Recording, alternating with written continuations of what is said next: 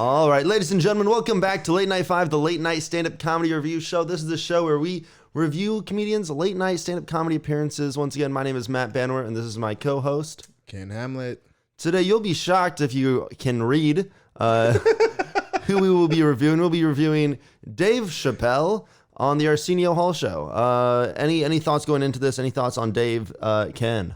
Dave, for a lot of people, he's a GOAT. For me, personally, he's a really great comic. He's a great comic. Really great comic. I love younger Dave more than older Dave. Way more. I will say that. The younger Dave is much funnier. I love this set. I think young Dave is my favorite personally. I think for me also, a lot of comics, younger versions of themselves are the best versions because they're hungry, they want to get on. Yeah. And like when you're hungry and actually hungry, you're better at comedy. Absolutely, man. I think that's 100% the situation with Chappelle. I was talking to someone about this recently. They were like, "Oh, Chappelle doesn't need to make quality comedy anymore because he can make 3 specials a year, and they're willing to pay him the same amount for 3 specials. Yeah. So just why not keep making specials?" And I was like, "Oh yeah, that checks out." Most of the specials that he did actually were pre-recorded. Oh really? So, yeah. Well, then my no excuse then for Dave. I don't know why the quality dropped. Yes, because something about having a few millions of them in 1 year. Yeah. So I was right about that. Something about having millions and millions of dollars makes you a little less ambitious to write. Yeah, for sure.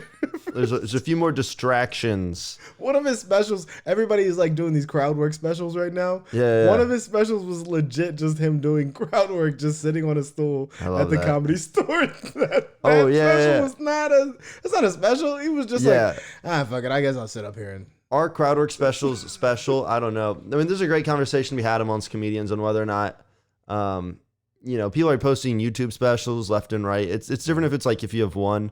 But some people, it's like every other month they have a new YouTube special out. It's like, well, is that special? It's special, yeah. Stop calling it a special. Call it a set. Call it something else. But it's tape.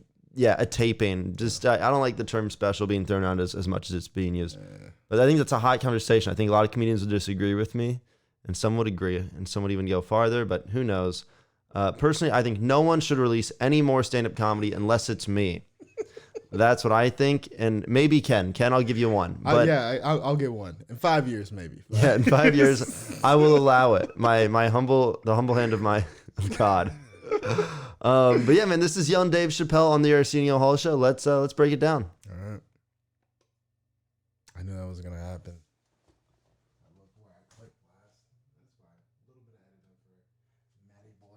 It's all good. His motion picture debut in Robin Hood Men in Tights. I want you to check this I guy out. love It's Robin Hood very, Men in very funny. Tights. Please welcome Dave Chappelle. There's some video glitches here, by the way. There's some video glitches with this taping, just so you know.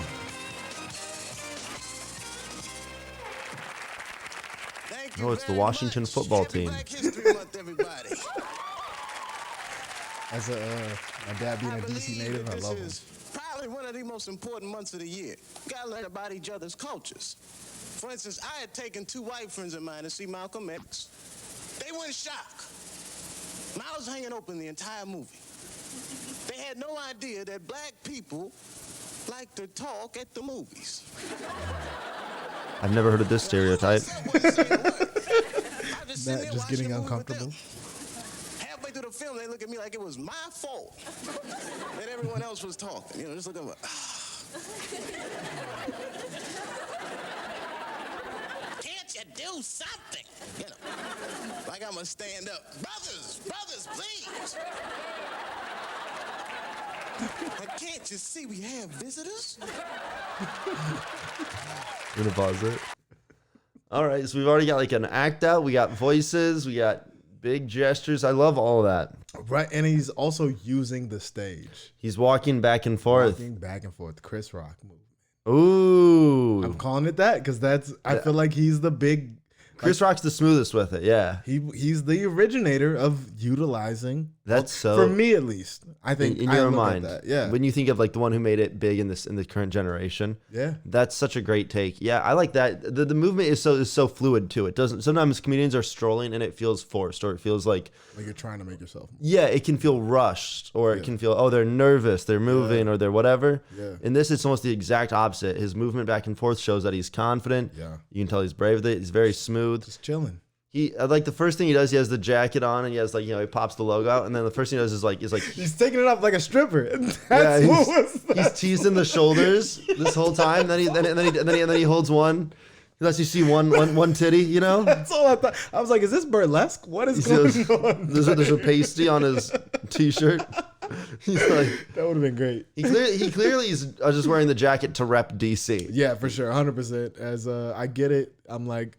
I saw the jacket immediately and I was like, I love the jacket. My dad's from DC, so I love it. I love to see it. He's confident, cool, collected, but he's clearly uncomfortable in the jacket. He's like, I don't know why I wore this. I should have put a hat on. I should have had a Redskins hat. And I love that. That first joke's so great because like it lets you know like who he is right away. He's a guy who has a lot of like opinions on race. Social commentary. But at the same time, that joke is like great because it doesn't feel like it's not particularly offensive. It's not particularly edgy. It's very like TV safe. Yeah. But at the same time, still says what he wants to say. Still says what he needs to say.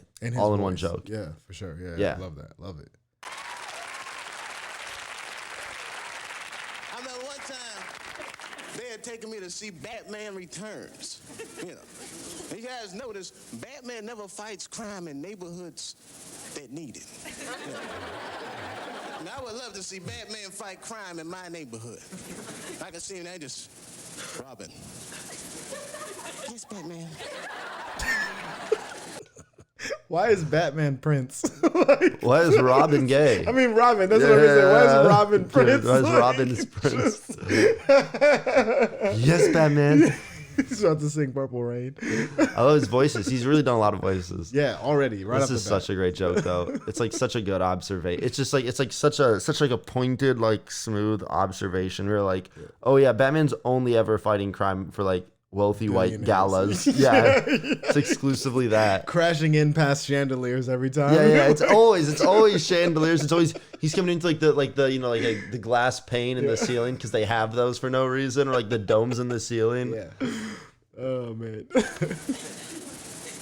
Then we parked the car right here, man.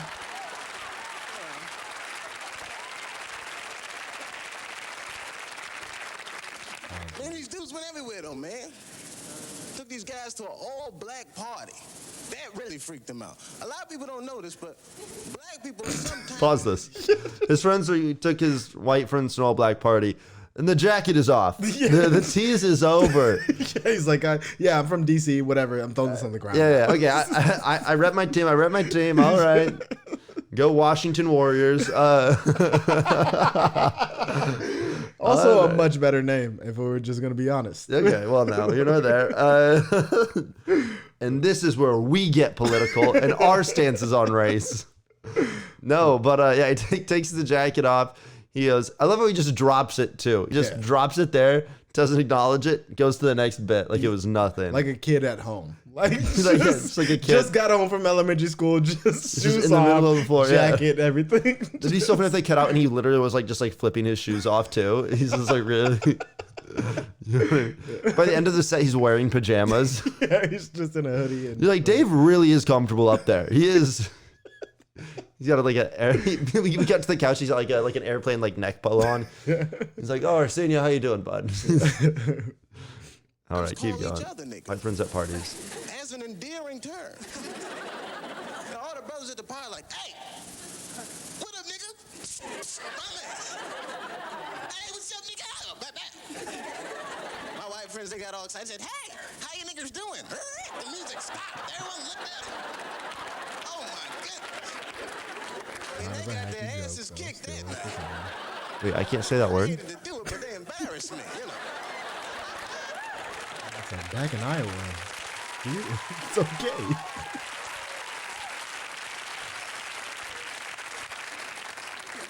It's good. I went to like an all-white junior high school. Same. I got suspended 23 times. Wait a second, Matt. If you don't say that you went to an all-white junior high school in your comedy, you need to. I went to an all-white junior high school. Yeah, you gotta. Well, I don't think I'm gonna level with you. I talk that I'm from Iowa. I think it's implied. No, I think that's why it's even funnier. me and Dave Chappelle really do have a lot in common, huh? I use that word. He uses that word. I went to an all-white junior high school. He went to an all-white junior high school. This next joke, we kind of stopped in the middle of it, but this next joke's great too. We're kind of screwing over the joke right here, but he goes, I went to you'll see. He goes, like, I went to detention 23 times. Then he goes, in February. I love that use of pause. I was the only black kid in school, Black History Month. I thought it was my month. Finally, they sent me to this program, called Scared Straight, which is where they send bad kids like me to prison. All the prisoners yell at us, try to scare us into being good. So I would just heckle them. I'm just like, hey, shut up, convict. Like I'm gonna take advice from you. And you look like a person that made all the right choices in life. You guys understand, I just said that because I knew he wouldn't touch me. Until he did. He grabbed me by my throat, just, hell. Listen here, you smart ass. I'm gonna tell you. I love the use of my son. You come to prison. You will be my woman.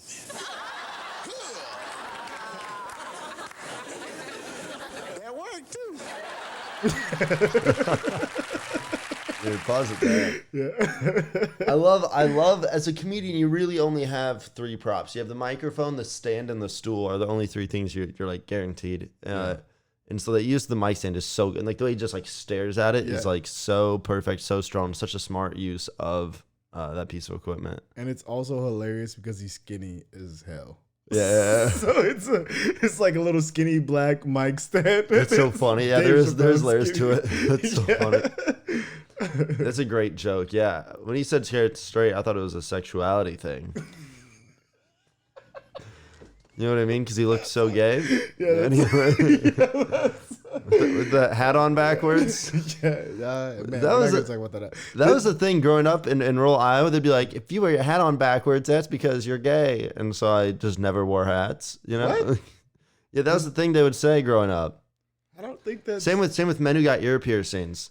That might just be an Iowa thing. Yeah, that's an Iowa thing. Yeah, probably. Back home, it was like, what side?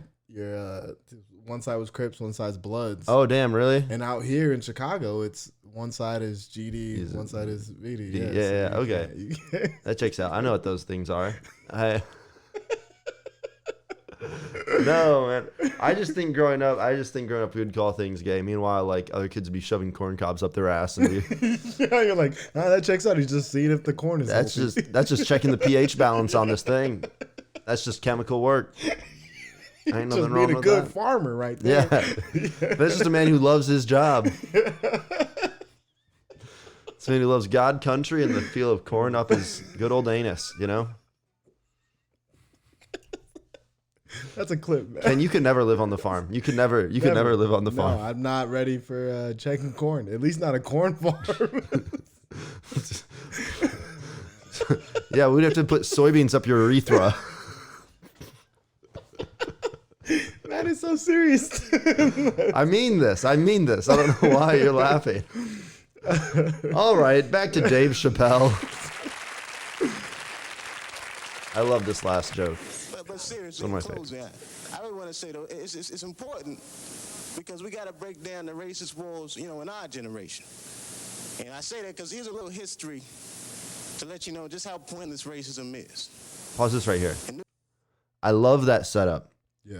Because he gets serious. Yeah, and slows it down. It's a great way. Sometimes comedians, they feel like the way I have to get the crowd in is by being loud and crazy. No. And he's already been that. He's already been physical. He's already been crazy. Done all of the other things. Yeah. So when he goes serious, quiet, calm, his movement's less. He stops walking. Now he's just kind of swaying. Yes. You see it all. When you go from big to small, now the crowd leans in. Zooms in. Yeah. That's so smart. This is a great way to set up like a misdirect joke or whatever. Is like get serious for a minute.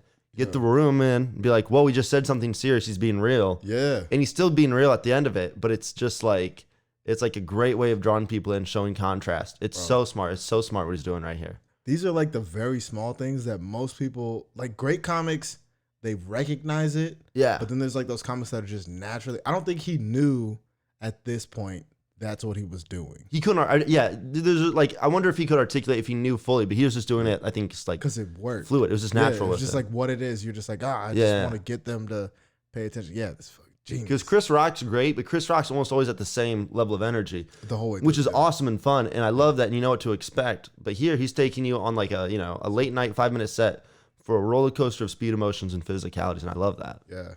New York City and Washington Square. Which also now I can see the argument for the GOAT. He even did an outfit change. I mean, who is this man? All right, so we're talking about this whole gay thing. Like, come on, Dave. You got an outfit change and a special. Come on, man. This is late night. You did 5 minutes. You got an outfit change. It's a little extra. It's a little extra. Park, they got these 2 big trees where they used to hang criminals back in the old days. But they would hang white people and black people on different trees. Like that's gonna hurt our feelings, Like you're gonna see a bunch of black people marching. We want to be hung on the same trees as y'all. I want to make a shout out to the greatest comedian that ever lived, Mr. Charlie Barnett. Thank you guys very much. Love that. That's such a smart joke. I love that joke so much. That is such a good joke, man. It's so great. Oh man, I wonder if on the list of demands where that was on it, Also, like, could you imagine pitching that joke to the network? There's no way. It was the Arsenio Hall Show. He could get away with it there. Yeah, Arsenio Hall, you get away with it. That's probably why he never did, Johnny Carson. 100%. He probably didn't get. Actually, now that we're saying that, how many late night sets has Dave done? This has got to be like the only one, right? He hasn't done a lot. Yeah. He's been a lot. He's been a guest a lot. Yeah, but not like doing sets for a late night. He's done it for SNL. I don't count that late night though necessarily. Late night, I can't think of a lot of them. He would late night to me. I think of Def Jam a lot as like comparable because those were also usually under 10-minute sets. Yeah, that's fair. Yeah, and early on there's some 5-minute sets.